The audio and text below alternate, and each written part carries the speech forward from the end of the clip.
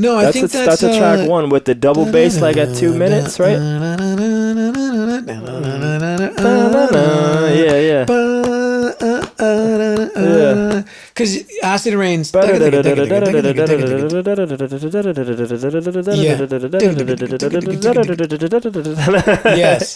And then it's kind of funny because I just don't meet a lot of real life people who like knows that like can sing back a who fucking knows it. Dream Yeah, Theater yeah, song. like that.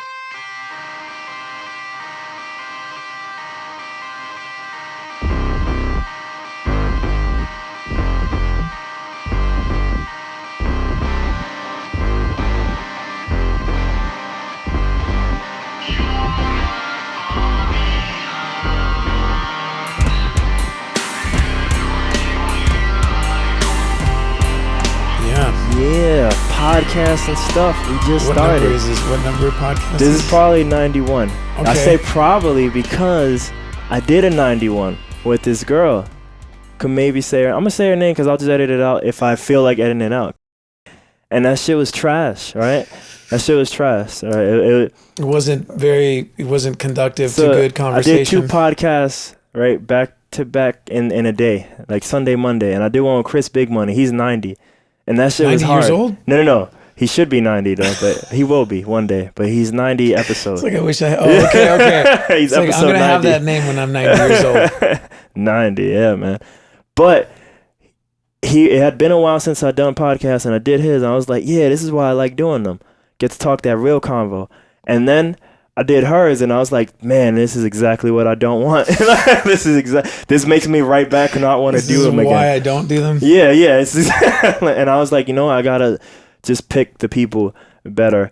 And like it was weird. It was a whole it was horrible. I'm still debating whether to put it out because maybe you could put it up just in contrast to all of the other ones. Yeah, but like it just got worse. Like it started where she was just like being defensive and kind of like being like this like assholeless vibe. I was like, all right, this will be funny because it'll still be funny. Like but it just kept getting worse and worse. And like, and I was like, this shit is whack. And like, it just made me like, I don't even want to do this shit like no more. Like why am I wasting my time? Was she like that off camera?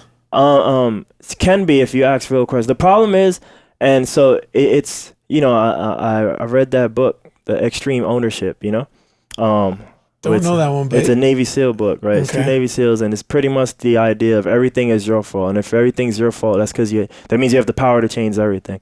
And you can get deeper into that, but that's the one sentence concept of that, So the end of the day is my fault because I know from talking to her, one, I guess, she doesn't like interviews or whatever, which I guess I should have known. But more importantly, like she could have said no. But more importantly,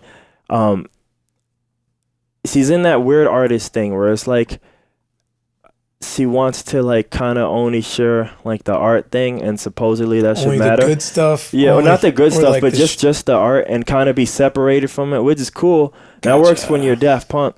But like, right. But for everybody else, and then like so like having like those real like conversations, maybe even like in reality with her can be maybe a bit like more tougher because I think the defense mechanism is like make a joke or say something sarcastic, Right. Versus like at this point in my life, I've read the Daring Greatly book. That lady's gonna have to sponsor me. I've told so many people about this book. Brene Brown, Houston. That's the one I was telling you about, Shame or something. I don't. Basically, so it's called Daring Greatly by Brene Brown, and that one is basically like shame can be like a prison for us. Like, man, like I did something really horrible when I was younger, so I just carry that weight for me. So you just sharing it with the people that, you don't got to share it with the world. That's up to you. But you can share it with like at least the people you trust and love in your life. So that way you're not hiding to those people, and it does set you free. That's what's been like making me like really good this year, man. Like been sharing it. The person I mentioned in Dallas, like there's been a lot of that, both sides. Mm-hmm. And that's what really like, I think like, man, like no matter what happened, that's probably going to be like a very good friendship, whatever, relationship, whatever that is, Right. Because I know a lot about her and then vice versa. And I was able to do that with her, and that let me able to do that with everyone. And I'm like, oh shit, this is pretty crazy. I guess once you do it once, right, you kind of learn the that it's just you do it once and then you're like, okay, that wasn't so bad. And it gets easier every time. I think what my becomes friend a told skill. me was like, I think because you told the girl you like all this crazy stuff. Now when you tell it, or now when you just talk to anyone, you don't care because they don't mean nothing to you. Right. So Right. Exactly. But anyway, I'm a tangent king, so I should probably ask, who are you? Who am I here with today? That's question one.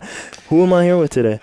What is it like that Alan Watts out of your mind deal where like there's a part where he talks about this guy's like talking to like a Buddhist monk about who he is, and then it's like, well, you're supposed to say your name, and then he's like, no, who are you really? Well, that's question two. See, and then that's, I think, I was told that's what got that other lady that I'm mad. When you asked her who she was really? Yeah. Then she apparently that was a bad question. I'm like, everyone else seemed fine with it, but I mean, apparently. It's a hard question. It is a hard question. That's why I ask it. Like, not comfortable with who you are really, I guess. Like, and maybe some people. And that gets into deeper stuff, and that stuff, like, I don't know. That's all. That's all her. Because I don't know. I only know the little bit of her I know. Right. So that's all. Yeah, I mean, well, I'm Jorge Palomo. Yeah, I was gonna say, at least start with that one. Say the easy one. Yes. I am like the bio thing. I'm 33 years old. Yeah. I'm a professional musician.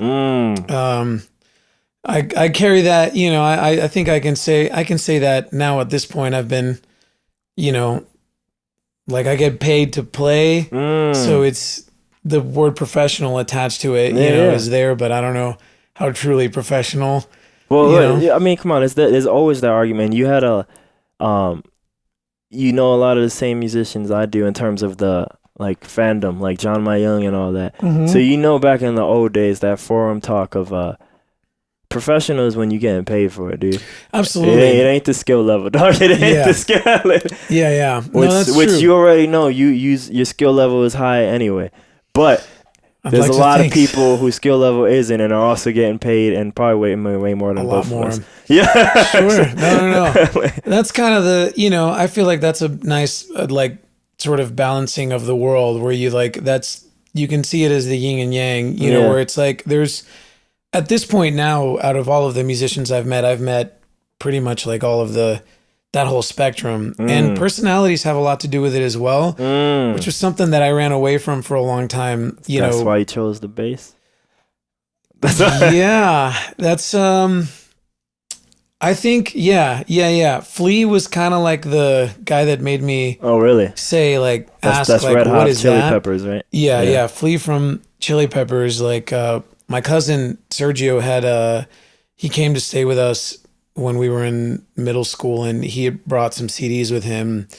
And Blood Sugar Sex Magic was probably the one that made me perk my ear. Up until that point, I was just kind of like a alternative rock guy that like I played fairly good amount of guitar. Like I knew my way around pretty well with chords, and would we had like dial-up internet, so looking up tabs on the internet was. Which one? Like 14.4, 28. We had 56K, which was like we were balling. Yeah. We were fun. It was when and then we had like when cable came out, like at one point it was like that was pretty cool. Our parents kind of getting with the times, and like switching right away when it was cheap. But yeah, like my mom did a bunch of like work and stuff at home from like with emails and stuff. So we had the 56K. So like. Downloading MP3s only took 2 hours instead of 5. Yeah, man. Yeah. But you know what? It was worth it at that time. Yeah. Dude, when that MP3 was done downloading, it was like you push play on Winamp and just like... Fuck, you were a Winamp guy too? Yeah. With the visualizer and the EQ and everything, man. I had skins for it. A lot of plugins for that too, yeah. Yeah.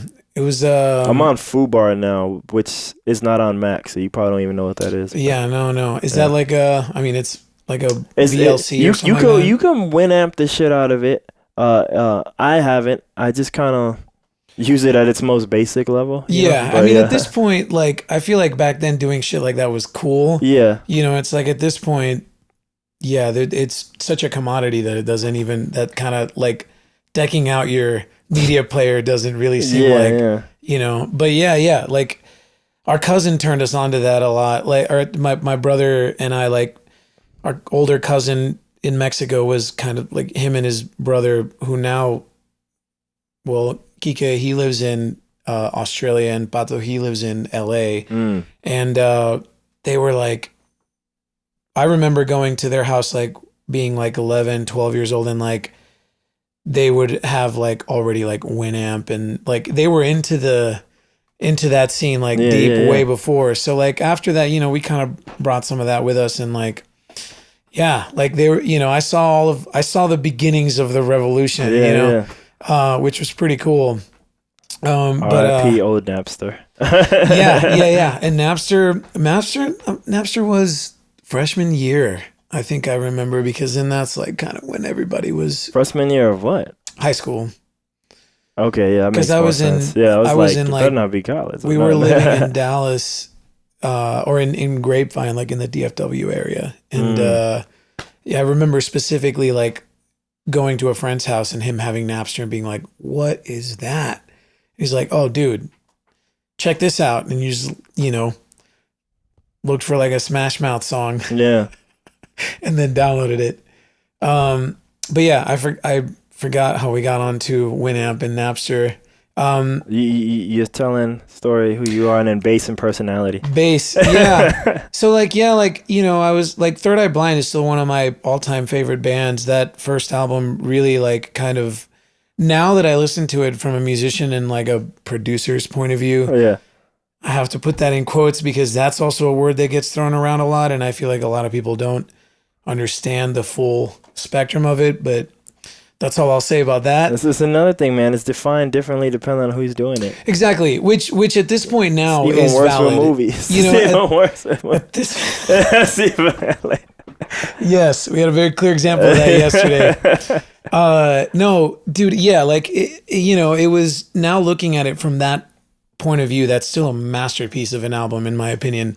So I grew up, and then my dad, like our dad was heavy into Mexican pop, which is very well written. And a lot of James Taylor, a lot of Brazilian music, a lot of like Cat Stevens, like that folky Americana kind of vibe. Singer-songwriters. Yes. The good ones. Yes. Bread, like, you know, all of that kind of stuff. So we always had good, tasteful music growing up, you know? And so then when I started kind of getting into, you know, I got a bass in middle school, like 7th grade for Christmas, and I played around with it a little bit, but I didn't really like understand its role. And then, and then Flea came into the picture, and like, like I was like, oh, that's what it's kind of supposed to do. And then my cousin came to stay with us. He played a little bit of bass, and then,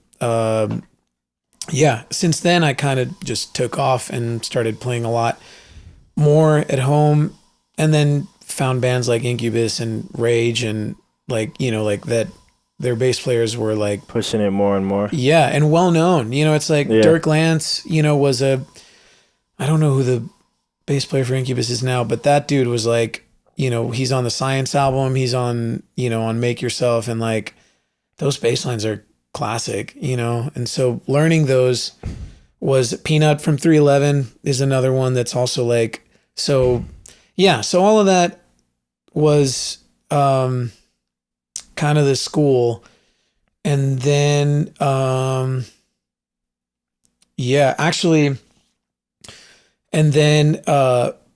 drummer friend of mine turned me on to Dream Theater, and then that's kind of when the Pandora's box was opened, and it all... Is that when you go from 4 to 6? Yeah, exactly. And that was like, just, you know, it was sort of like, first of all, getting my ear accustomed to it, right? Like, and putting... First time you hear it, it's like, what is this? It's just information overload, you know, and trying to, you know, it's like, at this point now I appreciate the band as a whole. Like back then I would sort of wish that sometimes James would back off a little more, but it took me a long time to appreciate him. I feel like that's the general public. I mean, that to some, you know, to some degree, you know, you can never really know scenarios, but that maybe at a certain time frame, because maybe now is not the time of that music at all, maybe, but maybe in a certain time frame, had they had someone else, maybe they'd be bigger than they were. Right. Even though, I mean, they're huge in that sense, in the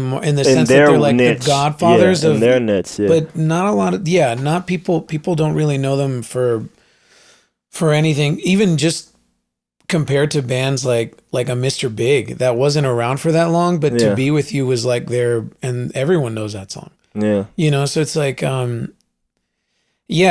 that they never really had that hit. They had Pull Me Under, which was not really a hit, but right, it is. But not it like, isn't. They should have had like a More Than Words or like a To Be With You, and then they'd be a little more well known. Yeah. But yeah, dude, Dream Theater, Tool was another huge one. Yeah. The Tool opened the world of like odd time signatures. Okay, so Dream Theater, I could say Dream Theater and Tool were like two of the bands that defined my... I love that you say like, Tool opened up your odds. I was like, damn, because Dream Theater wasn't doing it. I was like, they were doing it. They did, but let me tell you why. So let me tell you the sort of the difference in the two, because they did open me up to odd time signatures as well, but feeling is a huge thing for me. And so like growing up with like Latin music and stuff like that also as well, like to where there's tons of syncopation and like, but there's always a quarter note, there's a groove going. Dream Theater, Mike in particular, a lot of the phrasings that they use, like, when I got into Awake a little bit, but for me, like the albums were like Images and Words and like Metropolis, obviously, like Scenes from a Memory, like those two albums were the ones that I listened to the most.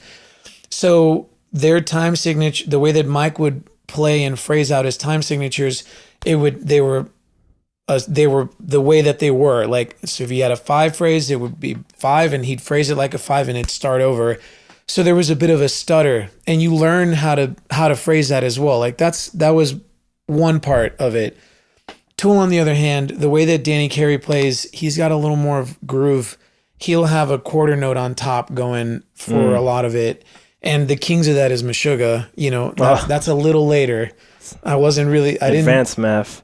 So that's, Meshuggah's dealing with fractions because there's always a quarter note on top of everything, and Tool's like that, a little lighter. It doesn't happen all the time. Danny also phrases his stuff in like very 5s and 7s, but I was able to, like, there's a part in The Grudge that at the sort of right at the end, right before the drum solo, where like it's like the let go part, and like let go, and that's like a 5 phrase, but there's something in the back. There's like a sample in the back, like carrying a quarter note. Yeah.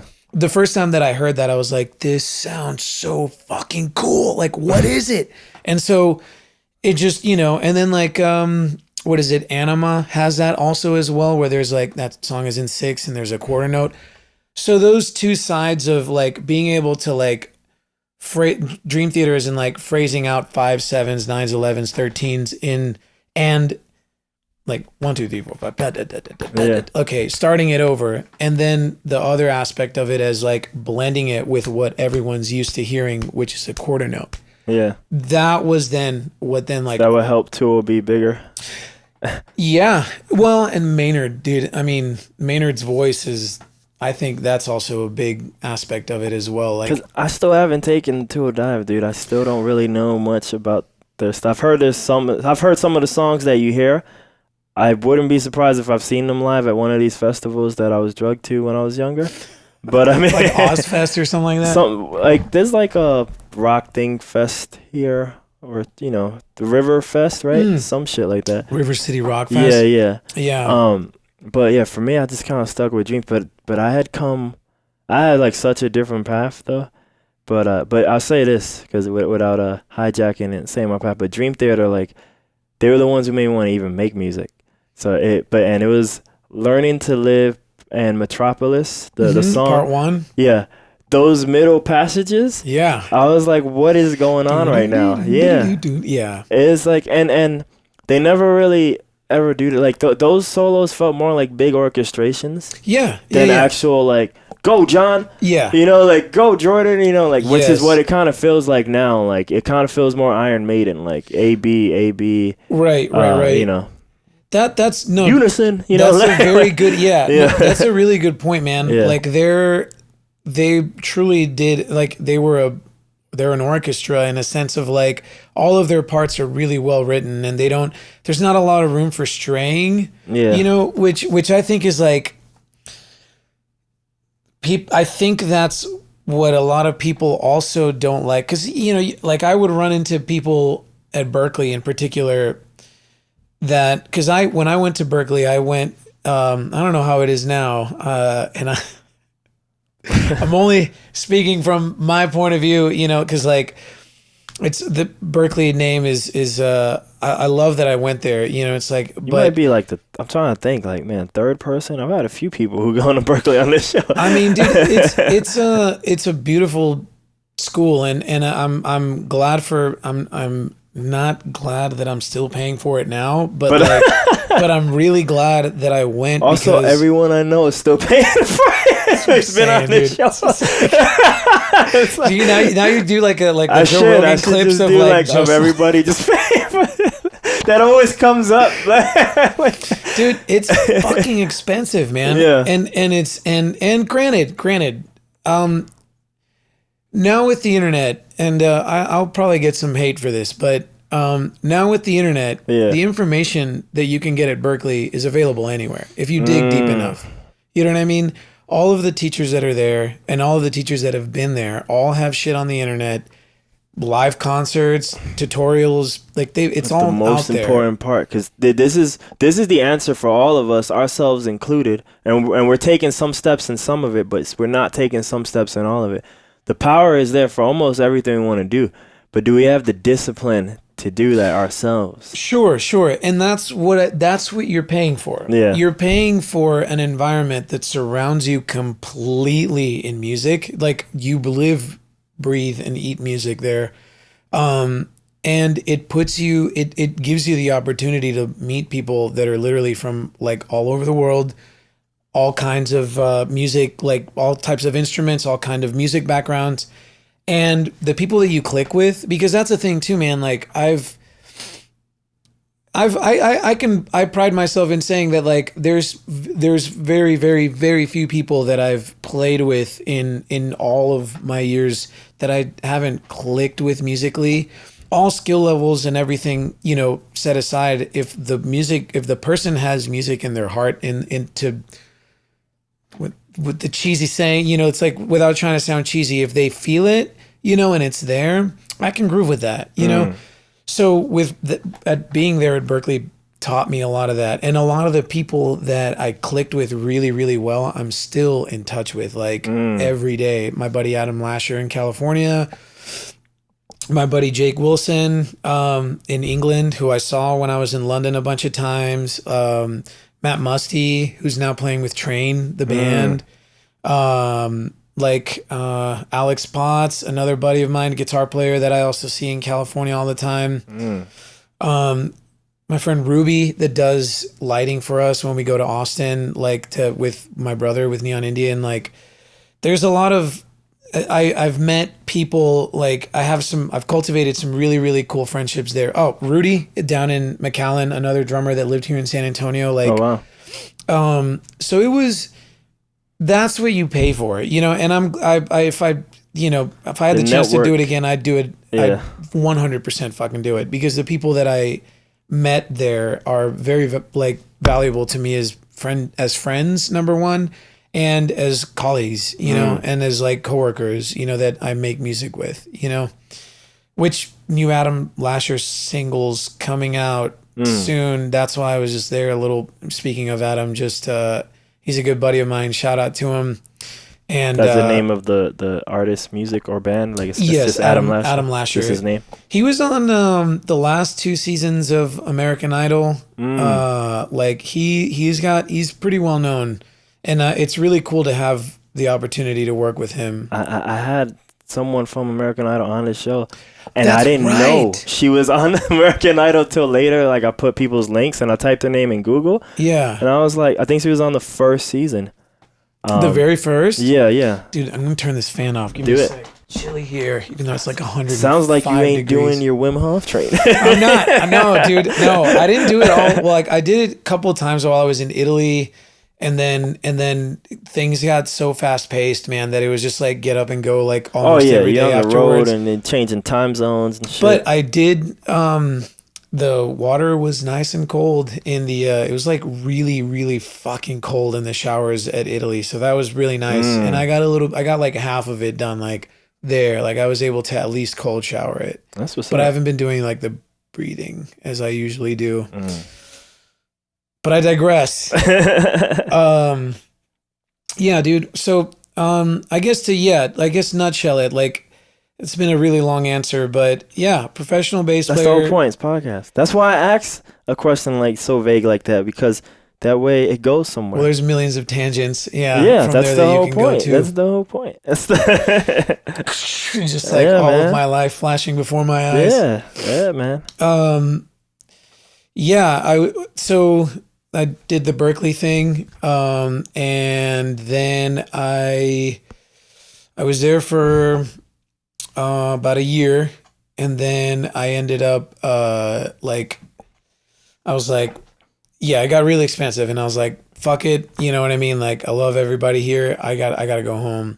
Okay, so you didn't finish. No. I was adding up too much. Which I mean, I know there's the Berkeley joke out there. I'll probably get a lot of hate for this as well about like it's like that people that graduate from there aren't necessarily as successful as the people that don't graduate.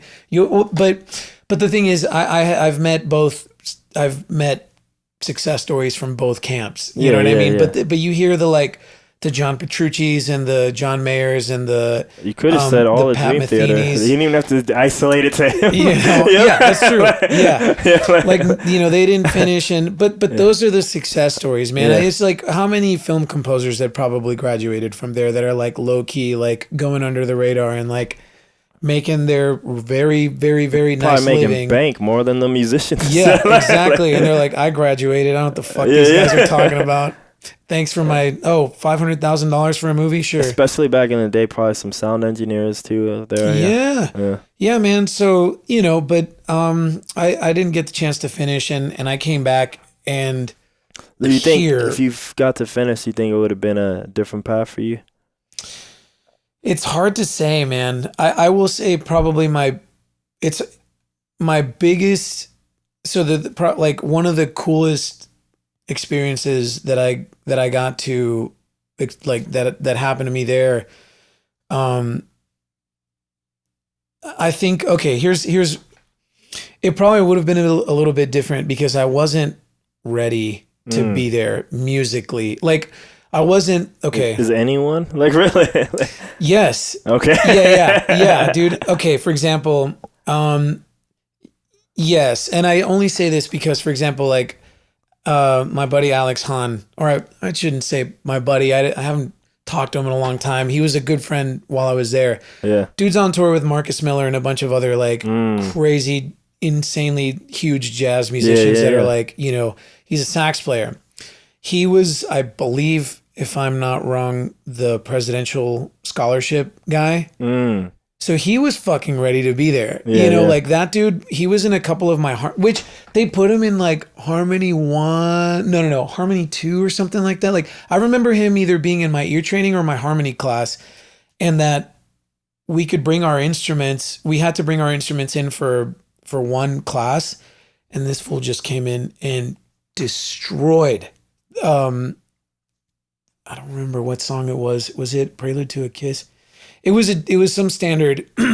Stella by Starlight. It was Stella by Starlight because he came in. George Russell, this really cool harmony teacher. He was this piano player.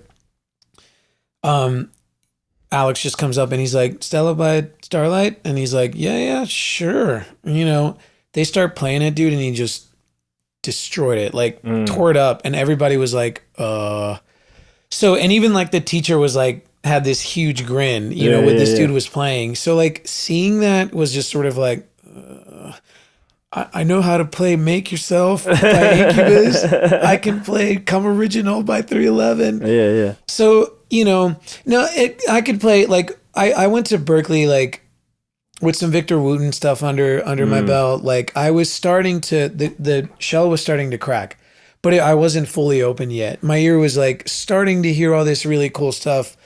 But, so I feel like if I would have had a little bit more time there in a study environment, because that's another thing too.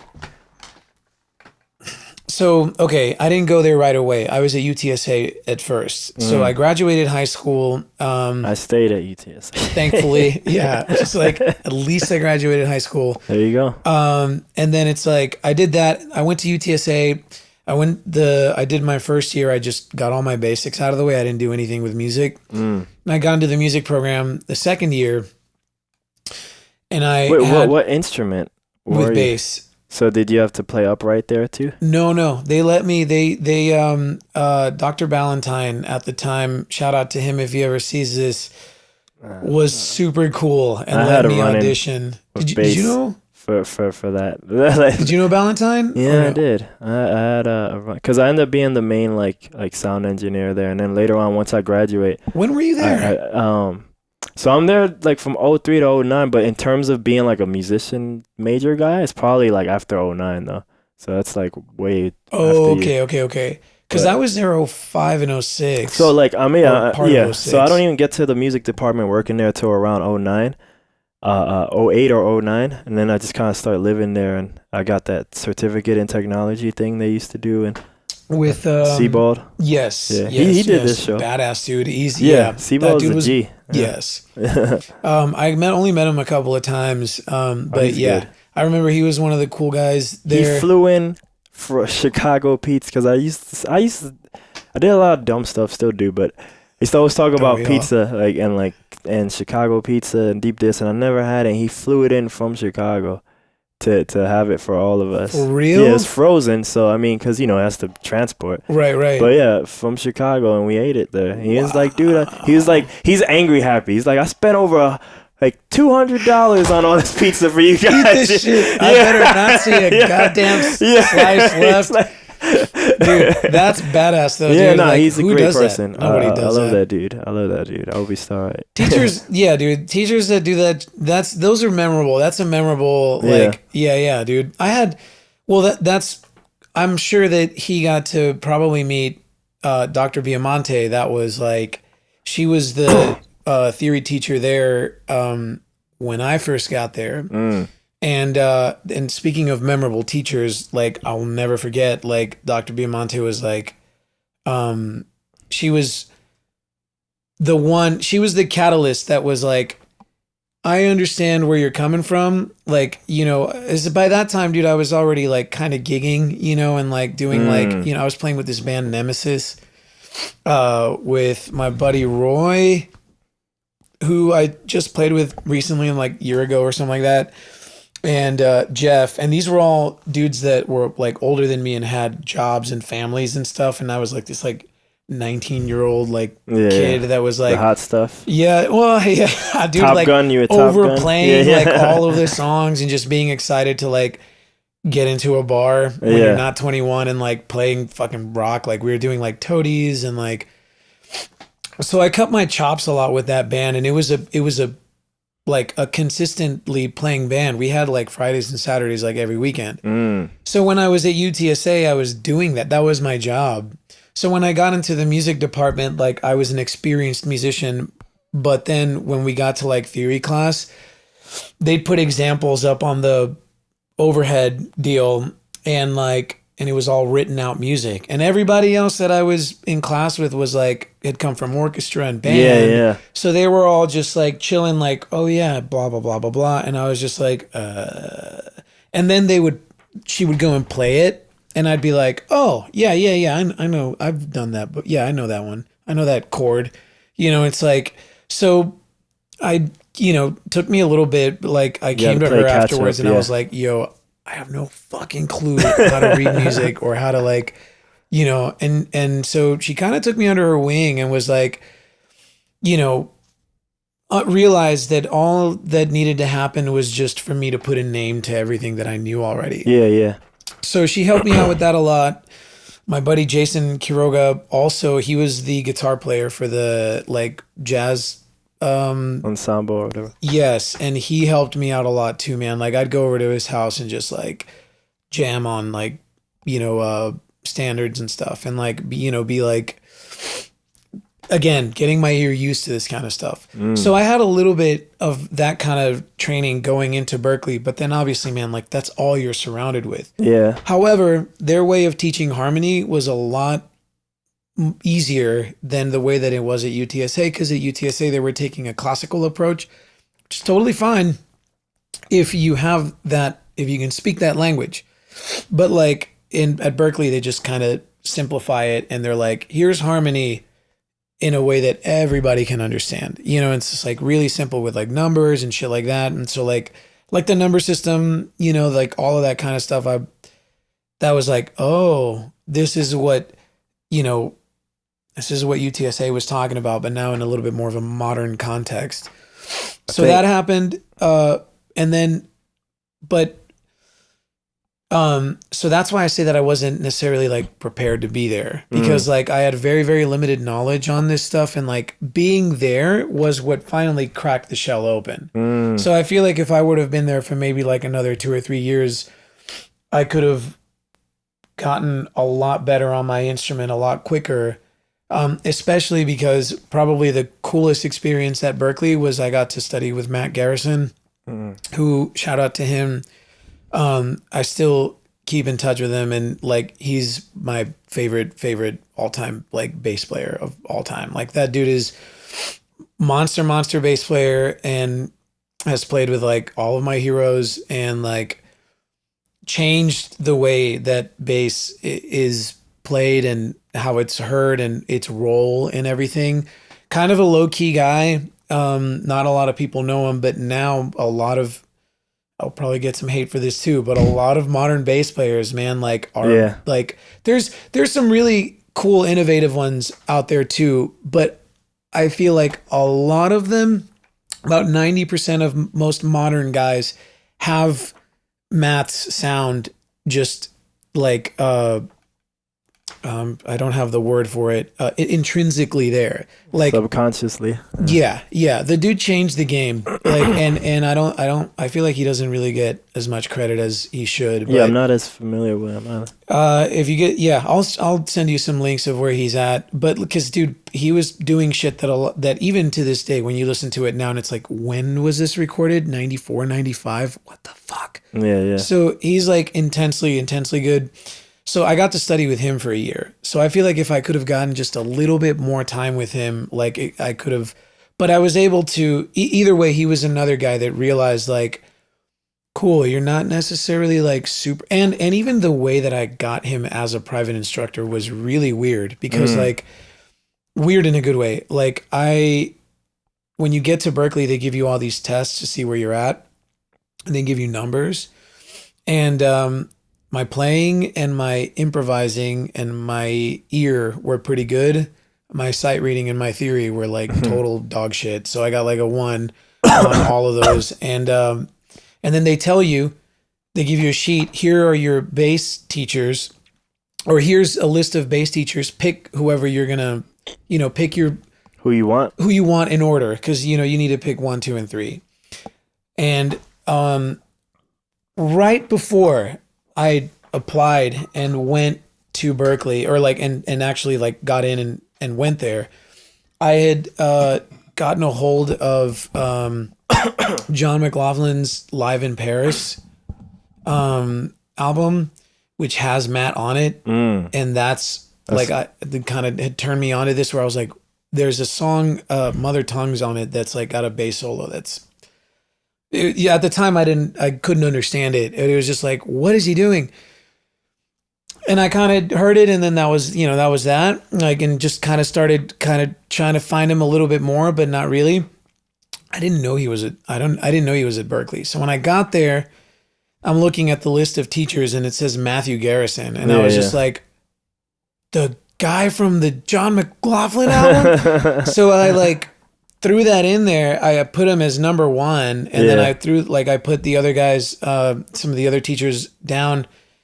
And from what I understand, normally only like upper level semester guys got him. I somehow fucking got him. Like somehow, I just got lucky.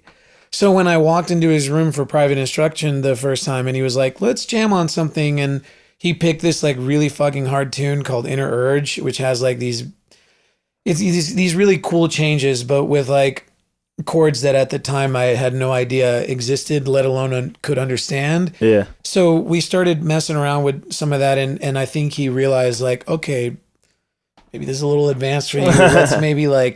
Let's chill out. Let's work on some technique. And so he cleaned up my bass playing, man. Before him, I was playing super hard. I was breaking bass strings all the time. I didn't know that was a thing. Dude, I didn't know that was a thing. I'm dead ass. I've never heard it.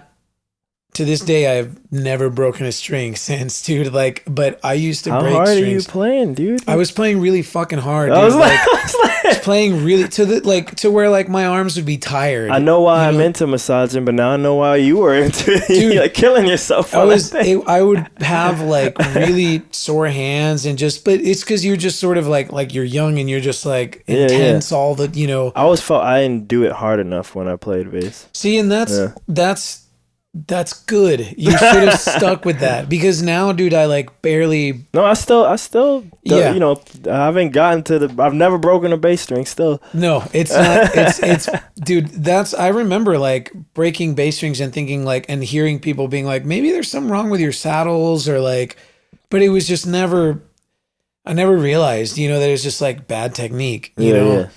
Now I barely fucking play it, and I've got really good control over it, to where like, one of the coolest compliments I usually get in the studio is that like my shit's like nice and even, like there's not a lot of crazy dynamic range. Yeah, unless there needs to be, but like so he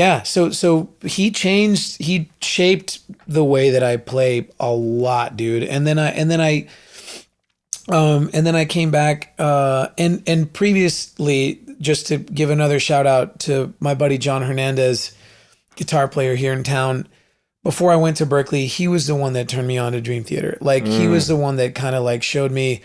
There was a drummer friend of mine from high school that had kind of showed me them, and then like John. I saw him play at this like Christmas party when I was like still at UTSA. And he was with this band of just monster players that I still am lucky enough to play with today, like Mark Martinez and Eddie Rivas and Gabriel. I with John, they played some song, and they did the.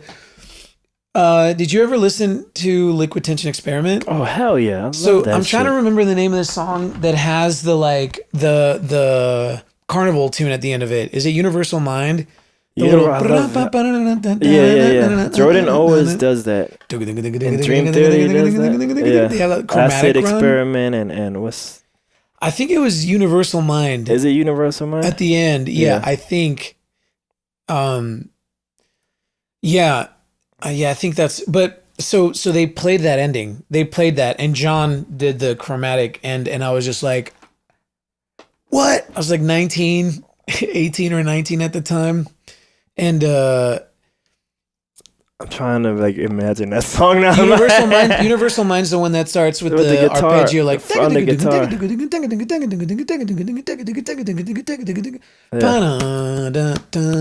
So I'm imagining that, but I was like, that's not it. Yeah. Or is that?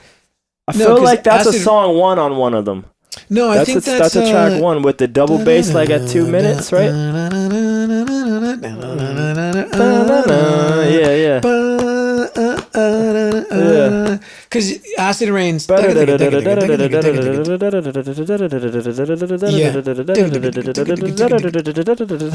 Yes.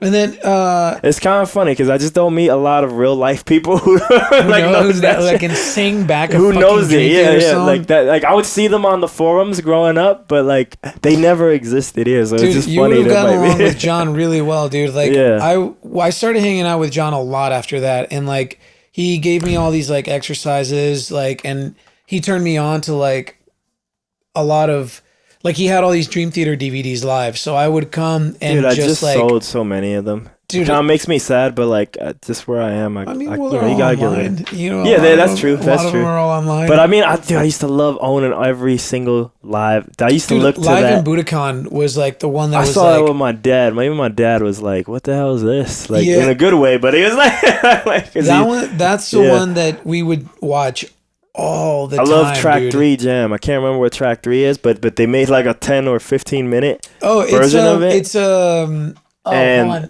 It's off of Train of Thought. Maybe. Oh, no. Track 3 is the instrumental, isn't it? No. It's meant to like in the middle. Wait. Because they start off with dun, for those who understand. There's Take Me As I Am. That's Take Me As I Am, and then the second one I'm is gonna look like that shit up now. because it's on I know it's Train of Thought. They started off. That with was the those Train two. of Thought tour. That's why. So almost all of them That's are on right. there. Yeah. That's right. Oh, Stream of Consciousness. That's what it is. Track 3 is Stream of Consciousness. Not. I'm pretty sure. I bet you it ain't. No, I know on the album it is. No. Okay, yeah, but I meant on the Live at Budokan album. Is it one from before? Beyond This Life. It's 20 minutes. Oh, It's 20 minutes. that's from okay. They do like the drum and keyboard bounce back. No. I don't even remember what Beyond This Life sounds like, but I know Isn't it it on- sounded awesome. I think Beyond This Life is a song from Scenes from a Memory, isn't it? Maybe that's. Or is it off of 6 Degrees? Can't believe how rusty I am now with Dream Theater. I used to like Dude, worship at their altar. I haven't heard them in a minute, man. It's just been like Yeah, it's you know, crazy. Periphery kind of took over them. Oh, for real? My metal. Isn't one of them like taste. related to John? Jake Right? Bowen, I think, Yeah. is John's. It is or from nephew. Metropolis too. Yeah. I think it's like a little bit of some sort of medley or something. But dude, Yeah. John would sit there and play along to this DVD. That's how you get good, man. So like that's when I was like, okay. So when I came back from Berkeley, I hooked up with John again. I told him I was like, I'm back. Like we should, let's start. I'm back and I'm a little bit better. let's start, jamming. And so, dude, I think like honestly, like I'm also really fucking glad of the way that everything turned out when I came back because it, it kind of bummed the parents out a little bit, They always are understandably with so. school and stuff. But what it did was it took me out of the books per se, and just put me into Win with the fucking Lions, dude. Like and so like I played with John in this band with this guy Mark Chandler who's out of Austin. That I shout out to Mark. I learned a lot with this guy. Maybe I shouldn't have said his name because there's a lot of funny stories. Do you want me to edit it out? Yeah, probably. What is the name again? So I can Mark, say. Mark Chandler. All right. I mean, I don't know, man. The guy's got some fame around Austin, but like John and I cut our chops. Well, John had already cut his chops. I think John at the time, it was a steady gig, and so he brought me along, and that's where I cut my chops, and like that's where like, I props to John for kind of like putting me on his shoulder a little bit because I was still real excited and real kind of ready to overplay a lot and like and then would always need a fucking cable or a tuner or a stand. So John put up with a lot of the young bullshit that I had brought along to the band, and Mark didn't give a fuck. So like whatever. You don't have to edit it out. It'll be fine. Okay, so leave it. Mark didn't give a fuck, man. I think he was at a weird place, and so it was a gig, and I'm really glad that it happened because then after that it snowballs, and then you start to, I started playing with a lot of other people in town, and so that was pretty much the real school from like 2008 when I came back all the way through like 2000. Well, even up until now, it's been a bit of a learning thing, but a lot of like milestones have happened since then as far as like my steady climb, you know, and just little markers that are like, okay, cool. I think I'm on the right path. This is a good thing, you know? So yeah. That was kind of, yeah, that's been I mean, I could go on and on, you know, it's like when I came back from one of the milestones was, so I started teaching. That was really cool.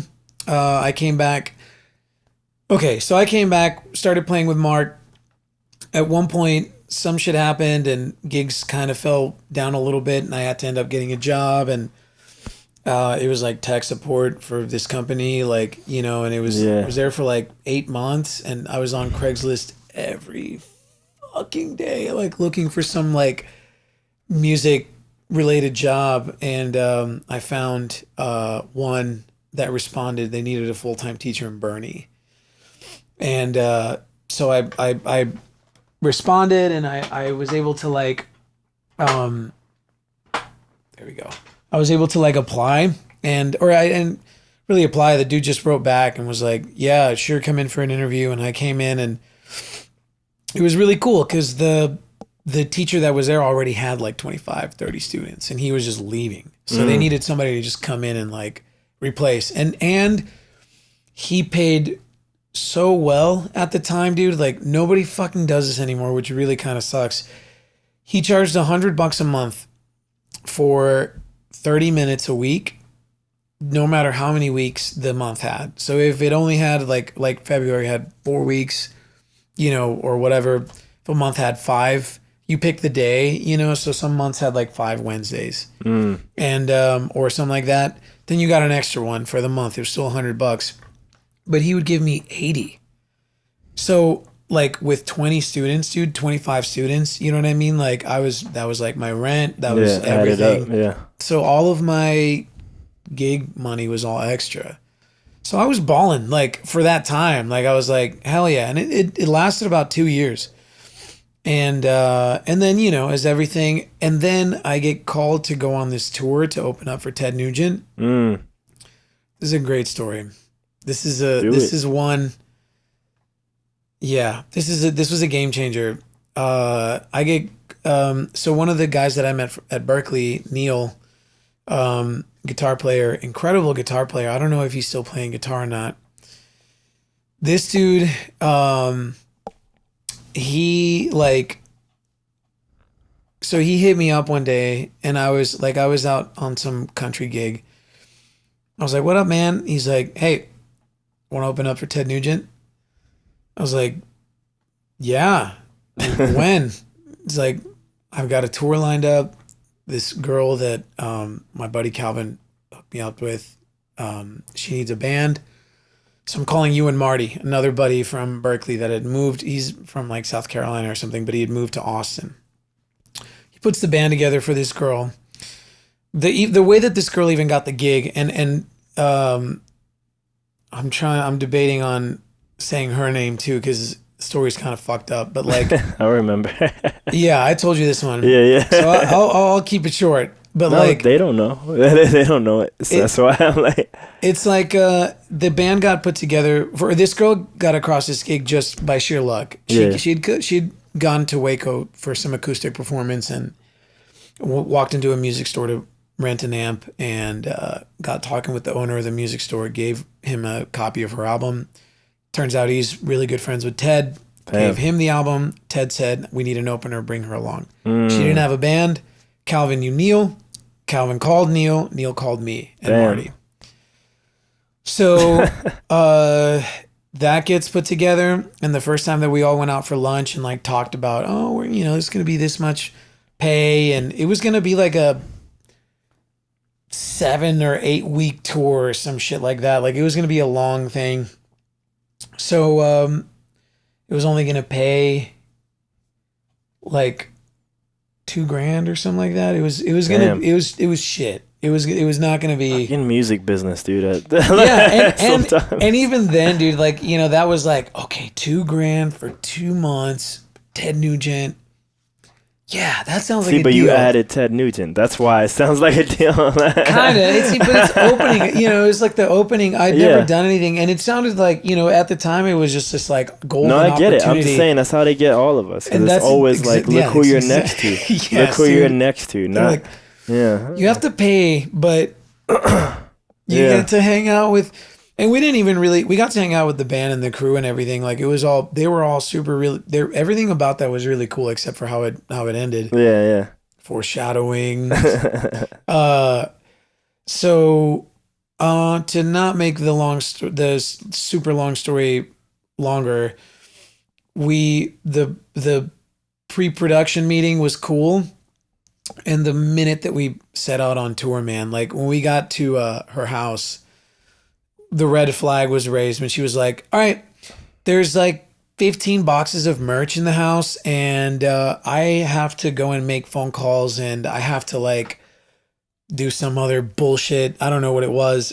Can y'all go in there and organize all that and put them in these boxes? Like, thanks. And then she just like pieced and left Neil and Marty and I to like just go through all these boxes of merch and like put all the larges in this box and put all the mediums here, and which was at the time. Now I'm like, that's fucking bullshit. You should have told us that was going to be a thing, and like, and not like, or at least help, or at least do something to where it's like, because then it disconnects we're your band. Yeah, yeah. You know what I mean? It's like, yes, it is your name on the billboard. However, it's either you could have been just playing with an acoustic act. Doesn't matter who it was, not us. Could have been anybody else.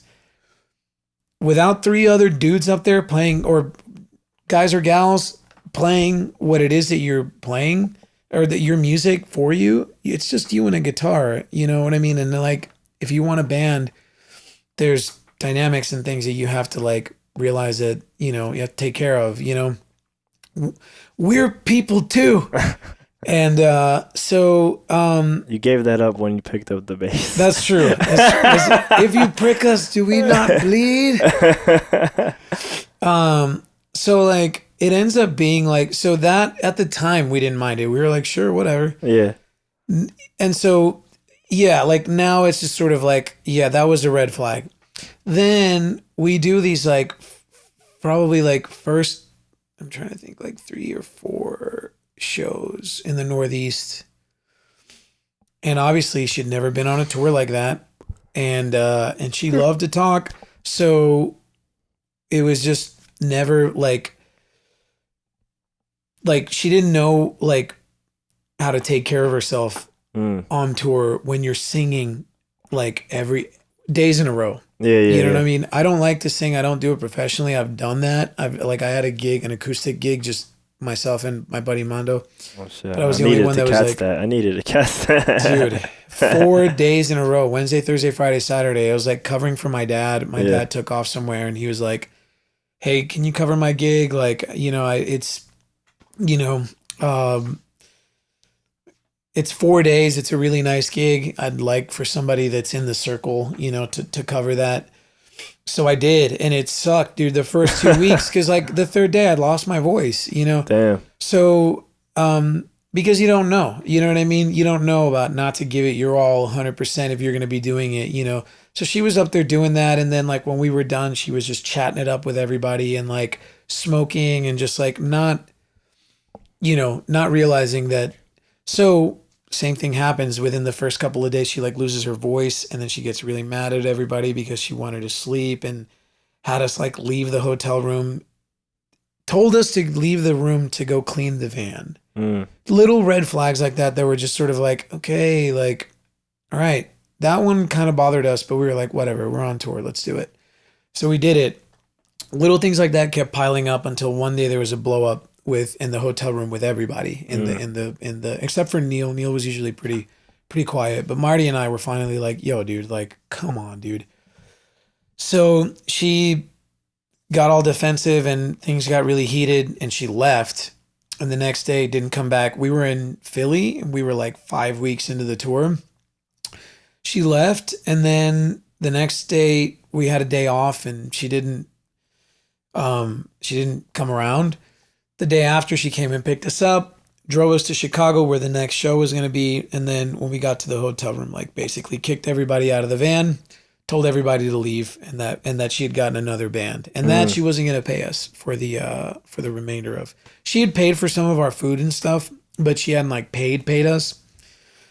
So we didn't get paid. And we had spent some money as well on the tour. So she kicks everybody out of the van, makes us get all our shit. I had like my 4x10 cab, 2 basses. Neil had his guitars.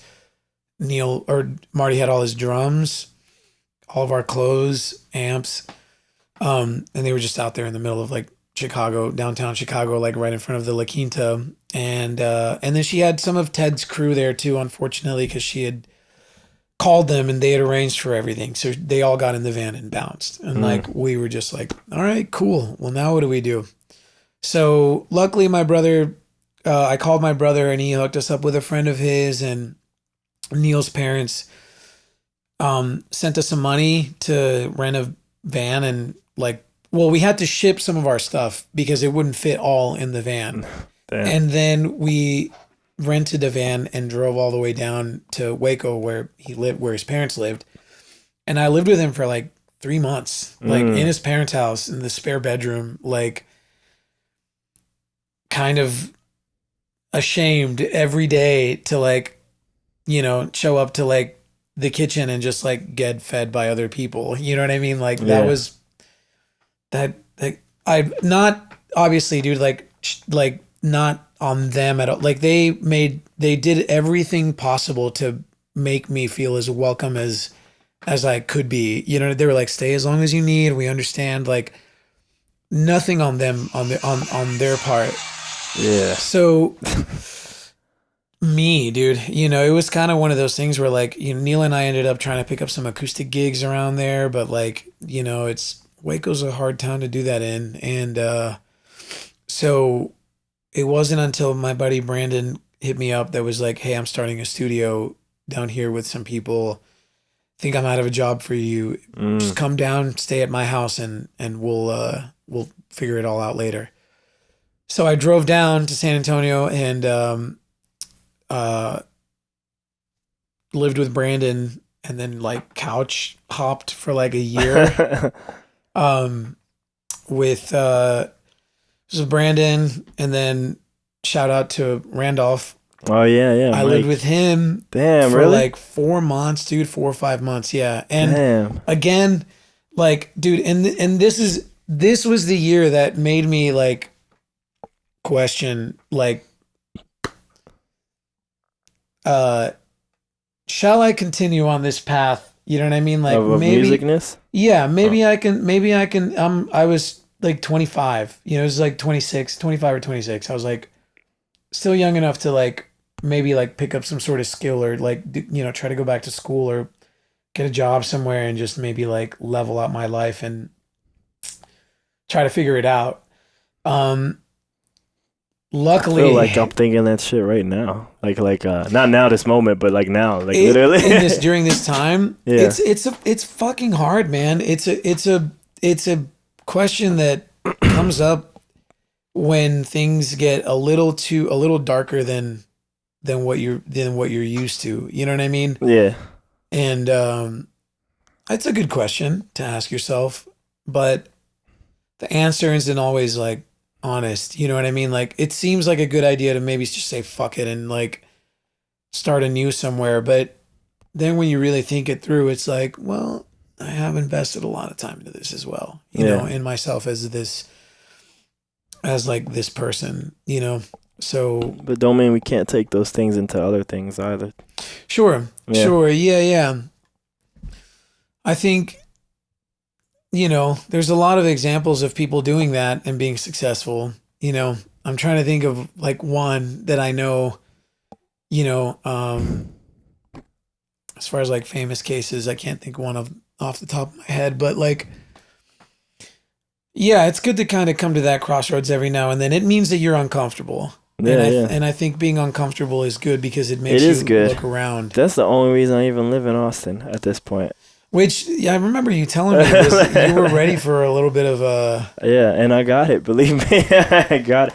Even in So my maps, it says my home. It still says my sister's address where I used to live. here in San Antonio. Yeah, but it says work. It says Austin, which is I guess the house I live in now. And Word. and I leave it like that because it's like, yeah, it's where I go to work on myself. You Right. know what I mean? So like, and then figuring How it out. how was that? Like, I mean, I How guess was because what? like because you were here in San Antonio for a while. Since '03, yeah. Damn, Yeah, long dude. time. And then Yeah. all of a sudden, but you're still close, but not really, man. Like, moving Yeah, to yeah. another city is like that's just another. It's it when I'm 30, well, I was 33, but 34 now. Um, it's helping me, I guess, do all those things I was always running away from in the sense like adulting, you Mm-hmm. know, like all that boring shit. Because Yes. when you're an artist, you kind of only care about that type of thing. Don't even matter the art. You only care about the art, and everything else is stupid. Right, right, right. Um, and I don't know if that ever changes, but now it's like, all right, well, I guess I gotta face this. So, Yeah, yeah, I mean, dude, that was a phase that was a couple of years ago for yeah, me. Like when I started with like working with my brother and traveling and like realizing that, like or now having to juggle like things um yeah, like having to juggle now something like a career, you know what I mean? Like yeah, now yeah. and like you know, I'm on payroll with him and stuff like that. Like it's a business, and so I had to start like looking at things as far as like, that's a business. I am a business as well, and I need to be on the I've same been sort very of. slow to change to think of myself like, yeah, It's as but one too. because it's Yeah. hard, man, because it's not something that's innately And it wasn't taught. what, not only is it not taught, it wasn't the thing we romanticized. Right, right, Yeah. right. You see numbers as like, yeah, and dude, and in school they don't really like. I'm surprised now, as far as like you kind of have to go out of your way to take any sort of like business class or something like that. Like I get it. We need to learn obviously maths and sciences and learn how to read, but I feel like real life management, like taxes and Yeah, yeah. rent and like, But if you those know, things were taught, the world would be different. So we don't dude, want to teach that. So it's yeah, and that's a really good point. I feel like now like it now that you put it like that, it really does feel like they're not taught like that for a reason. Yeah. Because when you are taught those things or when you learn them, you realize that you have a lot more control over things. Going back to the book that The you had said, like, ownership, yeah, yeah. dude, you realize that you have a lot more it's on you a lot more, and Yeah. it's like, well, That's what Austin's doing for me. Cause I've become like a completely different person. It's taught me to change my beliefs. I've changed my mental beliefs so much. Like right now, as I sit before, I was gonna say stand, but I'm not standing. As I sit before you, like, I'm probably in like one of the best mental states I've ever been in my life. Uh, um, which is funny because I'm also like, I told like a bunch of the stories that to my friend the other day, and he gave me this thing like, not just for artists, for people though in general, like the best way for like creative output is when we're living life on the edge. And like he was talking about this whole diagram and thing, but a little bit close to danger but not really there, but enough that you can sense it but not. right, right, So, right. and I was like, man, that's kind of interesting because I feel like these past few weeks probably have a lot of amazing experiences like in my life. And I'm like, man, like life's amazing every day, and I feel that life's amazing every day. It and is, and, and then at the same time, but it's clouded I'm sometimes. scared as fuck every single day financially, and I'm like, oh, how the fuck? And I feel both simultaneously right now the way I'm living. But I'm like, all right, living life on the edge. I'm like, but I also feel very at peace with it. Like even though I'm scared, but I'm not scared at the same time. So it feels like very good. Um, Like you feel like everything's gonna be okay, kind of yeah, yeah, deal. yeah. As long as I keep moving forward and doing these routines every day, I feel like dude, they finally starting to take some effect. The meditation every day, How the long do the you meditate for? too long. Like I do the Wim Hof is my meditation. Oh, gotcha. So like I don't have any timer, but I do that, right? And I just kind of feel it out, but I'll be going in and because we've done it so much, I don't know how it is for you because you were doing the real course. So you were like focusing on hands. And I'll try to focus on a part or something, but especially if I'm trying to heal something. But honestly, I tend to wander off and it tends to be thoughts. And I'm just kind of like going through my thoughts and all that. Yeah, Processing. yeah. You know what's funny, dude? I feel like the during retention, like during, sorry, not after retention, when you Yeah. take that big breath in after The inhale after, yeah. the inhale Yeah. after, I feel like the part where if I squeeze blood to my solar plexus Yeah. here, and like if I like kind of stick my belly out and like kind of like push, um that's where I feel the most impact. It's not even, not so much to my head anymore, because like when you squeeze blood to the head a little bit, you get a little bit of the sort of the rush, Yeah. but and some of the thoughts, like some of the That used to wandering happen a kind of. lot in the beginning. Yeah. Do it with the solar plexus, dude. And like I've like gone to other places for like for seconds at a time of just where when I come back, the environment is unfamiliar, and I have to like, and my memory starts to come back. Like I look around and things look really, really unfamiliar. Like I don't know where I close to passing out, I guess, but very different. I haven't been 'Cause close I've, to passing out so long. well, dude, I've passed out before. I passed out Really once. doing it? I've never No, passed. no, Okay. not Wim Hofing. I passed Okay. out. That's what I thought you meant. I passed out one time when I was at my buddies in LA, and we were all like, we were chilling, and they were like dabbing. We were like passing a little dab rig around, and I took this huge hit, and this guy that was on we were like YouTubing shit, and like, just like, this guy put a live leak video on of some guy getting like caught in an elevator. And like that shit like fucked with me really, really bad. Like having taken that hit and then seeing like, I don't think he died or anything, but like there was a malfunction and the dude was kind of caught in between. Yeah. And like the dab was too fresh in my head.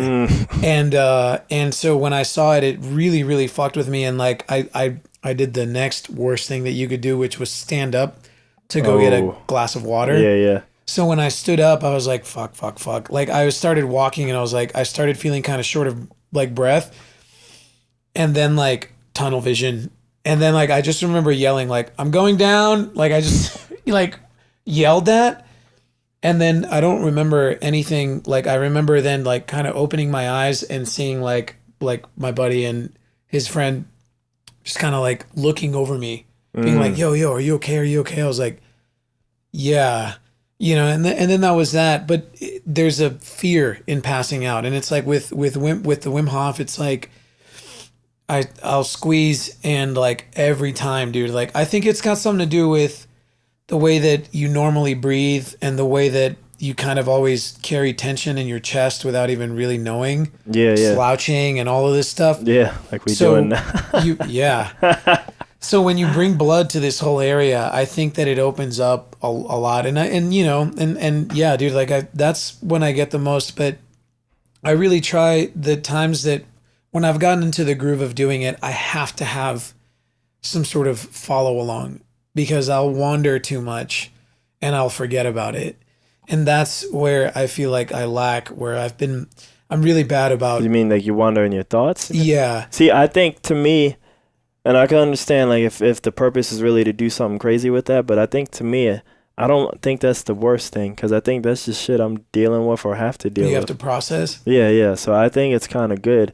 And me, like in a perfect world, I'd probably spend a lot more time there, but I'm like, yo, I got 5 other parts in this routine that I need to do. So I'm like, all right, and I'll end it with the push-ups. Routine? This is my morning. I feel like this shit. So I've stuck to this whole routine since probably around May-ish. I started it, and almost every day I do it. Every now and then you can, but almost pretty much every day I do it. But now the thing that I'm struggling with that I believe will change my life to the next level is Probably waking up in the morning, like actually, Like waking up like early. like yeah, like 8 a.m. or just and it's taking a I because tried that, and it's a double-edged sword. yeah. I Well, only say you're a that. musician, so you need the nightlife. That's And true. me, I like it, but I'm like, well, how much money am I earning from this nightlife? I'm like, I just know a lot of people in it, so I still like being in it, but do I really need it? You know, and I'm like, probably maybe need to let it go, man. Like, except for like the occasional paid gig here and there, but it's like, what do I need it for? Like, but for The- you, that would suck because you're gonna keep bouncing back and forth. That was the thing for me, that I had to start incorporating naps in the day, and then it started getting weird. Like Yeah. trying to like find like, because I go to the gym at 5:30 every day. Like that's been a nice anchor for me here. Yeah. With also shout out to See, my that's coach what David. the time for the anchor. That's the whole point, to anchor this shit. I heard The Rock talking. He was talking about these anchors, and I'm like, I'm starting to believe these anchors really do some shit for Dude, us. it absolutely, like, it really does make every bit of a difference. When I'm very, very lucky and very fortunate. How much time we got? We have 42. Oh, I can probably leave you around like 8:15, man. Like, Yeah, so figure around. we got some end time. it. Yeah, yeah. I feel like I talked too much about my life No, at the no, beginning. that's I was good. like, to get That to was like good. the real. I was like, we getting these stories. I was like, normally I got these life questions I do. I was like, yo, I probably don't even have to. I was like, I might not even do them this time, and it'll happen if there's another one. If it comes up. Yeah, yeah. But no, but the life questions are cool. But I'm like, this is fine. I could just let this go. Plus, I think I have a feeling we'll probably have a couple more. Oh yeah, I'm down. I'm always down. I could be like your Joey Diaz without all the like Yeah. dirty, I'm nasty, down. fucking crazy shit he says. There's a few people who I'm like, man, I need to come again. Because it just Yeah. be endless talks and shit. Because I feel like a lot of our talks with no mics are podcast worthy anyway. Yes, So, exactly. yeah, We've yeah. had a couple of those. Yeah, We've yeah. had some good ones. Yeah, man. Yeah. They're No, real good. and it's good to talk, man. Like, I feel like, That's just important, man. I've only just learned. especially when you don't get the chance to really kind of like one-on-one just have a conversation with somebody. It's Mhm. always like, yo, I'm coming over, or hey, or, you know. Or everybody wants to just, I don't know. Everybody's always looking for a distraction. Like, all right, let's go get distracted together. Yeah. You know what I mean? Yeah. Like, Let's nah, go get man. fucked up. Let's face this shit. That's what, like, I feel like the Shane book, the Daring Greatly books taught me, like, yo, man, this is it. Like, what is this the shit occupying my life? And then what found surprising to me is that even when I was talking to people who I know, who I was probably going to know anyway for a long time or my life, they would share some shit I didn't know. Right. And I was like, fuck, I had no idea. And now it got created stronger bonds and shit. Right. Yeah. Once you know that aspect of somebody, well, to me, I think it's like more so like, it's not so much knowing that as it is more of the fact that you feel that they trust you enough to talk to you about that Yeah. without like any weird like judgment on your part or something. Yeah. You know what I mean? Dude, let me pause for a second. Or Oh, not yeah. pause, Go do but your I thing. gotta pee. Go do it. Go do it. I've been holding it in for a while. Oh, yeah, man. No love. You know how it You don't goes? have to hold it. Yeah, I do. That's called the Uber muscle. Yeah. Or the being on stage muscle. That too. Yeah. Dude, yeah. There's been 2 times that I can think of that Yeah. I came like just one more song and I would have pissed my pants. Oh shit. Yeah, I Damn. would have definitely just from like, even then it's just like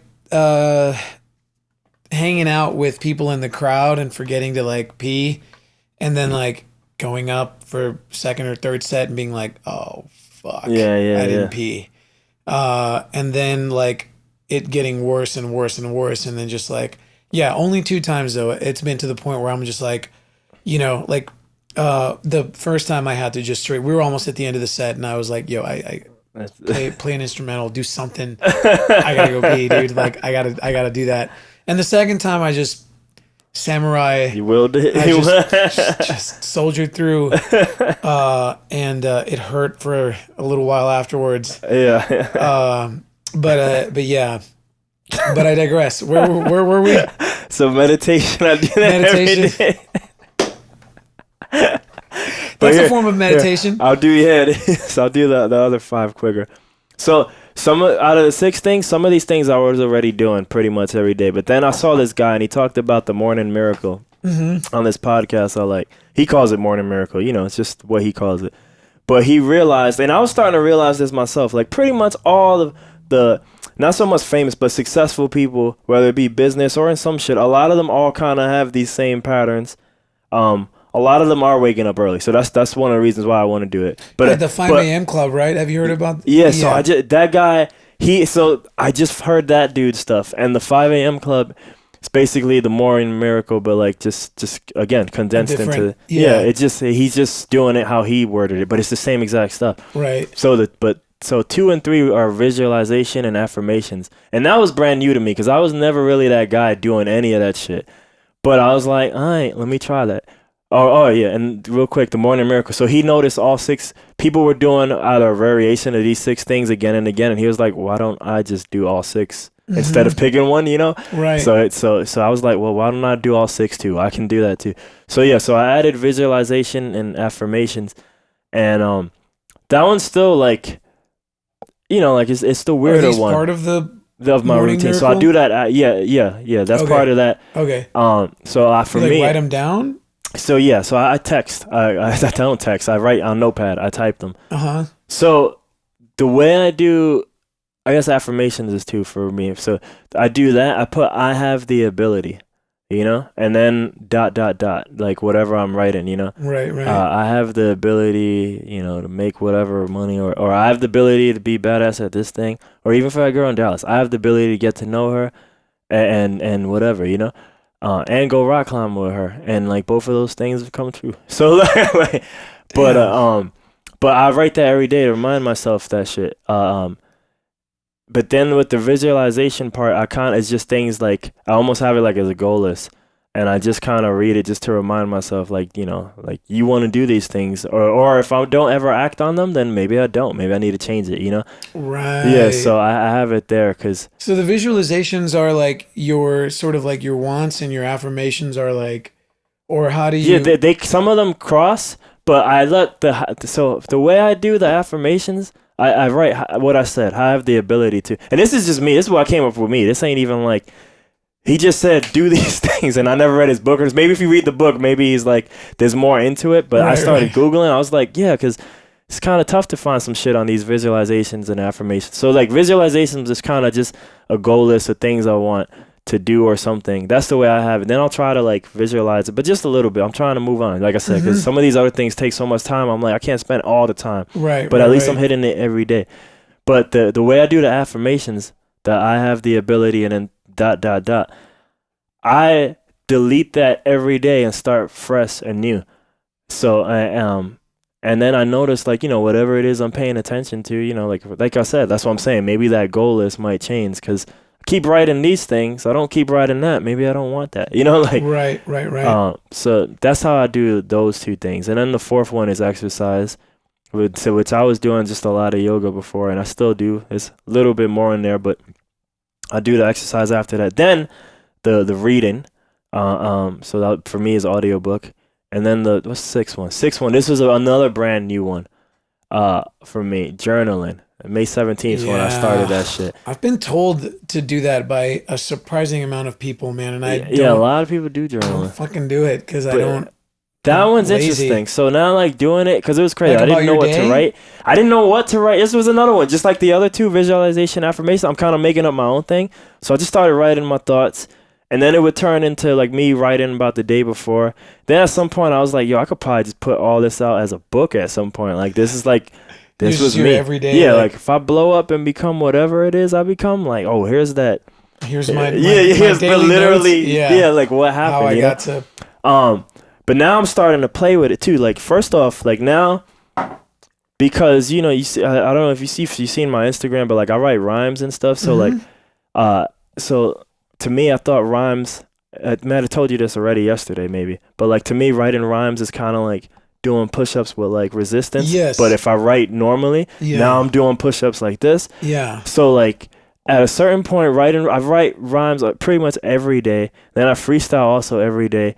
So I think once I got into like a little bit more comfortable with the journal, I had to also stop myself because I'll just keep writing. Right. But now I would write the things I like, how I feel about the person I mentioned before, or how I feel about whatever it is I'm going through recently. And then I started playing with to try to figure out again, that visualization part, I wrote scenario because I'm starting to believe in the idea that I can create my reality and destroy it.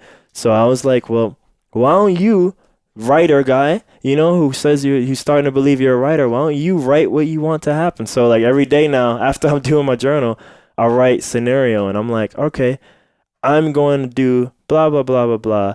And this girl will say this, or the guy will do this, blah, blah. Basically what I want to happen, an awesome scenario for me.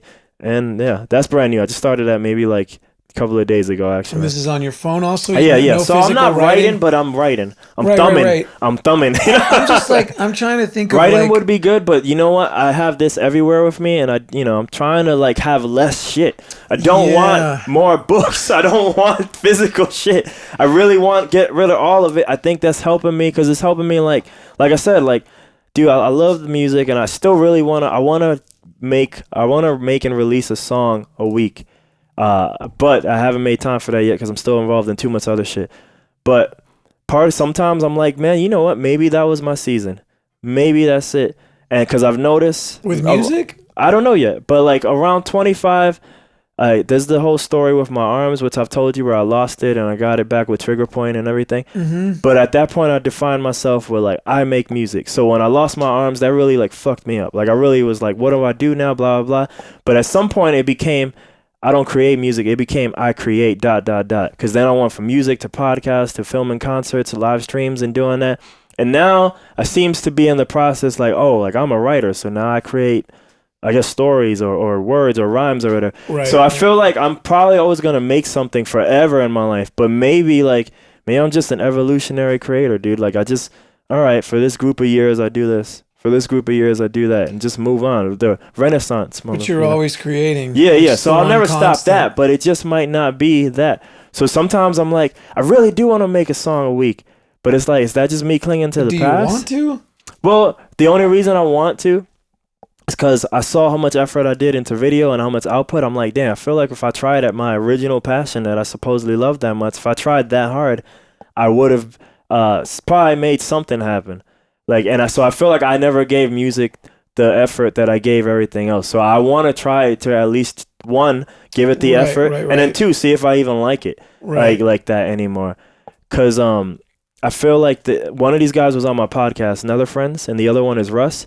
But I feel like they gave us the path as DIY people that if you want to make it, be fucking prolific at the thing. Right. Now, a lot of my friends are instrumentalists, so I don't know if it works for instrumentalists, but both Nether Friends and Russ are people who make songs. Right. And Russ did a song a week until he got into a certain status. And Nether Friends, and again, he's on my podcast if you want to get curious, but I probably showed you him.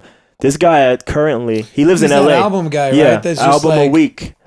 400K listeners. Damn. Like, I forgot how much your brother has, but like that's pretty close. Yeah. That's pretty, yeah. And he's by himself, so he gets to keep all that. You know, no, that's true. So I mean, like, and I'm like, shit, like, all my friends who said they want to make music, and they only still do music, the lucky people, because I'm like over here touring with all of them.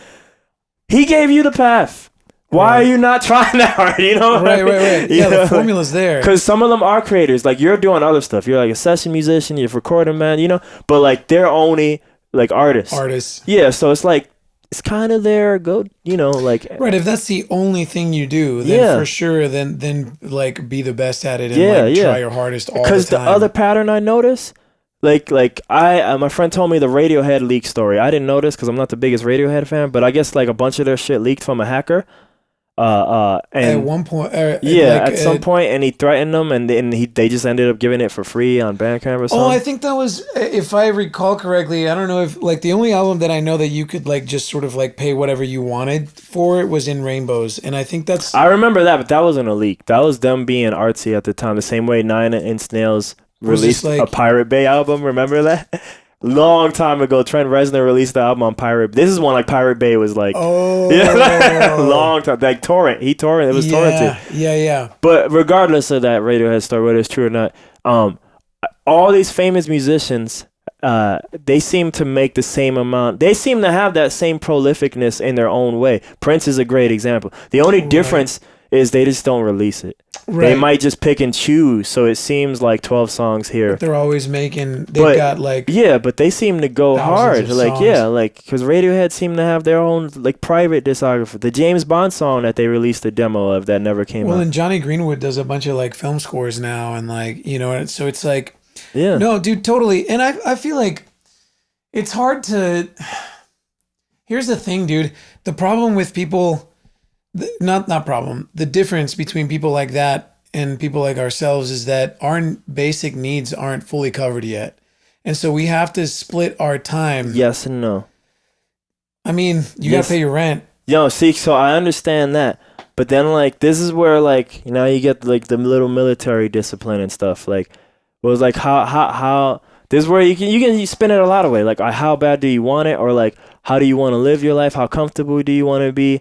And so on and so forth, well, you know? Yes, but I feel like do you need to eat out all the time? Because I've been guilty of that being an Austin. I've been eating out a lot. Right. And I'm like, why am I doing this? Sure. And yeah, all those things add up. But I'm talking about sort of like,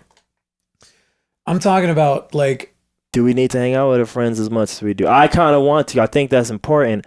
But, like, if you're, like, singularly focused, I almost feel like we can still pull off the same thing they do. Yes. But it might just suck in some way. Or it just might not be the... but, like, having the time... Here's the thing. I mean, it's not for everybody, but having the time to fully create art without having to worry about anything else, to me... really does open the gates to really be as prolific as you want. No, for sure. You know, because but they can only do that now. Like, if you look at those stories, like Russ and other friends, they didn't have that in the beginning. They were still like, Russ wasn't but doing it in his mom's basement and right, shit. but then and then quantity over quality as well, I think, has a lot to do with it as well. But that's why I said everyone does it. They just happen to put it out. Right. And I almost feel like the putting it out is important when you're nobody's like they were. Of course. Versus when you're Radiohead, maybe you don't need to pull it out. Or Chance the Rapper, I've heard him say, from hearing him talk versus his output, it looks like he's way more prolific than 3 albums. But he's like, dude, if I don't spend my music that he makes, he said, like, I think like a month or two later, he's like, fuck it, I don't even like it then. Right. No, I just, man, because like take it from somebody like myself that has almost no free time, you know, the most amount of free time that I have, like, or I shall say this, like, because it looks to people like I have tons of free time because I'm just always out. I get that too. And like, you know what I mean? From my real job friends. and it's really not like that. You know, it's just like, if the minute that I get up in the morning, like after I like go and make my coffee and like I stretch and like usually do Wim Hof or something like that. Yeah. I'm on my laptop, like either mixing something or like trying to figure out what it is, like learning a song or like planning something, like planning a shoot, planning a recording. Yeah. Like I'm always juggling stuff, not to mention like going to other people's houses. Like I'm working on an album with my buddy Chris Boss. Before I was in Italy, I was in LA with Adam working on his album. Like there's things like that to where it's like, but I still have to go and gig. I still have to go and make my $100 at Stoneworks. And I still have to go and make my 120 somewhere, or I have to go and make my 300 at a wedding. You know what I mean? And like, that's what I feel like that is where obviously all of those gigs are like extremely appreciated and I'm thankful for them because they're with my friends. Yeah. You know, and they're good gigs. I wouldn't ask for anything else being here in San Antonio. Yeah. The problem is it would be nice to have the choice to take those, because then after that, because once you have the choice to take that, that means that you're not splitting your time in between, you know, like, well, it'd be great for us to like, let's record right up until 6 because I got to go. You know what I mean? It's just like, let's take a week off. Let's get this album done and then we can put it out and take our time and give it the quality that it deserves. Yeah. And do this kind of stuff. And in the process of it, you know, obviously like right now I'm still in the process, so I'm fine with doing everything that I'm doing. I know that that's how it is. But you do see I see the difference in people that have literally full-time access to just create, you know, and like that's a really comfy place. It is, but we don't have it. Right. So and So that's the end, you the know, goal, like- you know, and so it's like that's my goal. You know for what I mean? sure, Like for right sure. now it's like and obviously once you get there, there's a whole nother set of problems that open up, Yeah, right? yeah. But Journey never ends, man. but it's a set of problems that you're more equipped to deal You're with. looking forward to. Yeah. Yes, they're challenges that you want. And it's not shit like, you know, it's not shit like having to choose between I haven't had to do this, but it for a while in my 20s, I had to choose things in okay, I get to change my oil this week. Yeah, you know what I yeah. mean? And that's that. The survival that's the stuff, yeah. only thing that I can do this week that's outside of my budget in order to keep things going. This week, I get to go and get groceries. This week, I get to pay my That's power bill. one of the things why I'm hesitant. Like I haven't made time for me because a part of me is like, yo, man, like maybe sometimes I'm like, it's like 3 problems in my life, but I've been dealing with them pretty well lately, and it's like things like, you know, like the addictions in life, like that I got into, like maybe like food and other stuff that I've talked about with other people, but like mainly I'm like, it's really only one real problem I have in this life. Same problem you just listed. This damn money shit. like That's what it is, dude. and the money shit in a way I can tolerate because we can all get a job that we don't like, but to Right. solve that, and I feel like these things, the routine and the hour, they putting me in position to like I don't know, man, it's doing some bullshit that I feel like I'm gonna have all this into play and I'm gonna finally like figure out this bullshit. And cause yeah, obviously there'll always be some type of challenge and shit, but I'm really tired of like this money burden just over my head, Dude. just looming like, oh my gosh, every day, That's the eternal, you know, every day. and I feel like the difference is that you and I can identify it Yeah. and can deal with it, or can deal with it, like can look at it in a light that is like, cool. This is what I'm supposed to be doing right now. It really fucking. But we sucks. didn't do that on day one. Day one's No. scaring us the fuck And out. there's and there's a lot of people that are stuck on day one, Yeah, which I it's feel hard. It's scary, dude. you know, and that's what bums me out is like the people that are stuck on day one, dude, that feel like, you know, people, you know, close to us and not close to us that are like that don't see it. To me, it bums me out because sometimes it's contagious. Yeah, yeah. You know what I mean? Like the self-pity and that is like and fighting against that and like having the sort of like character and the integrity to be able to look at yourself and be like, cool, like, yes, you're probably feeling really sorry for yourself at this moment, but go ahead and do it. Yeah, yeah. Go ahead and do it right now. You do need to do it now, yeah. Do it right now and get it out of the fucking way. And then take a deep breath and say, all right, cool. I felt sorry for myself. I got that out of the way. I need to be here now. What am I going to learn from this? And getting that gear to like slowly click. That's one of life's and turn. secrets right there. That it's so simple and it's a shitty secret because there's nothing special about it. Right. But honestly, just no matter what it is you're doing, good, bad, just keep moving forward. Exactly. Yeah. Stagnation is a killer. Dude, stagnation breeds mosquitoes.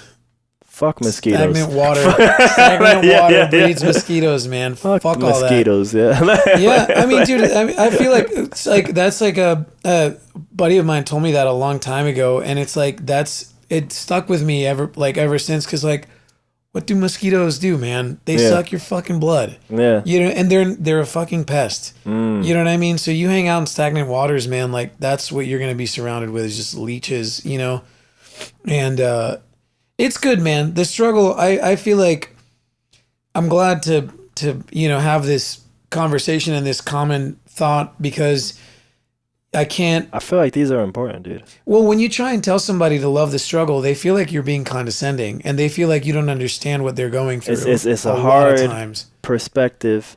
And again, because it's the early phase, you need to build up a certain mindset to even appreciate that. And who wants to appreciate shit? Right. Yeah, right, like, right, so, and I get it. It's I a mental don't either. workout, dude. I feel like the It's past taken couple me of years days to get there, you know? Well, and I think, well, yeah, dude, like myself too, and I think it'll continue to take another couple of years Yeah. before, like, you know, before you're able to like sort of like lean back and just sort of be okay with things, not in like a passive you know, like sort of letting things happen passively, but being okay with things happening and like taking the message that what it is that you're supposed to be learning from it and like applying some jujitsu to it. You know what I mean? Using life's momentum, shitty momentum to be like, cool, you're doing this shit to me right now. That's fine. I'm going to be able to like learn from this next time. And then boom, armbar that shit,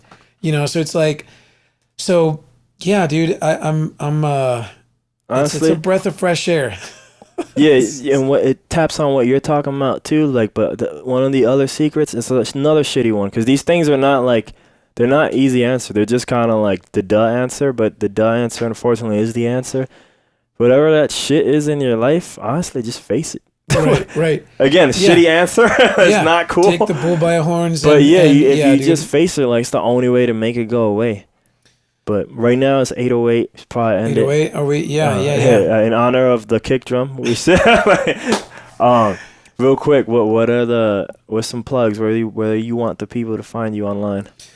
The socials are there as always on Facebook and Instagram. The IG handle is Jorge Palomo Bass, like the fish. There you go. It's actually, that's bass. Yeah. But yeah. Shit, that joke went south real quick. Hey, we in the South. All jokes go south. Boom. JorgePalomo.com is the website for, just like seeing more bullshit. Yeah. And I mean, yeah, like I'll be playing around town the next I'm here in town August and September. Well, I don't know when you're releasing this though, so next couple of days, hopefully. So in town August and September, I've got a tour with Neon Indian all of October and November, and it's all online. Like all the dates are online. Where is it at? Where's that tour? Well, actually, okay. That's what I meant to. Like, where is it? Where is it going? So because you did international. It's weird. It's like so we've got the pre-Texas run where we're only doing Houston, Dallas, Austin, San Antonio at the end of August. You gotta hit me up. I gotta go to those. Yeah. The Paper Tiger shows September 1st, like Labor Day weekend. If you want to go to the Austin one, I'll do both. Yeah, come down to both. Maybe I'll go to Dallas one. I get her to go. do that too. Just come with us on the tour, dude. Just come with us and get some pictures. Yeah, I was gonna say I could do that. I could do like a little B-roll doc or something. That'd be great, dude. Yeah, actually, we should talk about that. Yeah, let's do it. Because that'd be sick. That would be really nice. Yeah. There's that, and then I'm off all of September. Yeah. And then October and November, like we start in LA or somewhere in California, and we go like throughout the whole US. Like we hit Canada and Mexico once, and then it's just like throughout the whole, like, so California, like Vegas, some others in Texas, the Northeast, like New York, Rhode Island, Connecticut, Georgia, the Carolinas. A lot of America, basically. Yeah. Gotcha. And it's not an album tour. The new album's, that'll be for another podcast, but new album's not ready yet until next year. We're dropping a single this year, which is kind of like the warm up for the reason for this tour. Yeah. But the next year when the album drops, it's on. Got you. Last words? Love the struggle. Love the struggle. There you go. But don't question the love of the struggle. Just say love the struggle. Love the struggle. There you go. Love the struggle. Yes. There you go. All right, man. Thanks for doing this. Dude, thank you. Bake that chicken. Smoke that turkey. Boosh.